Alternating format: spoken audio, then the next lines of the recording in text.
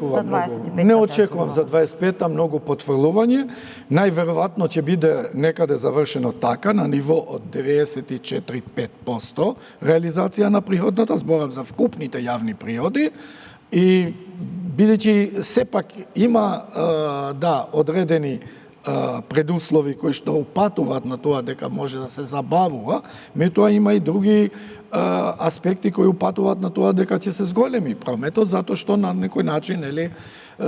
четвртиот квартал е подинамичен во тој дел, во делот на потрошувачка, во делот на било подготовка за зимски период, било покачување во однос на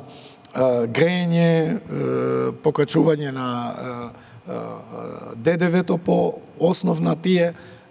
аспекти, така да не очекувам годината да биде затворена со понизок износ од 5 до 6% од проектираниот.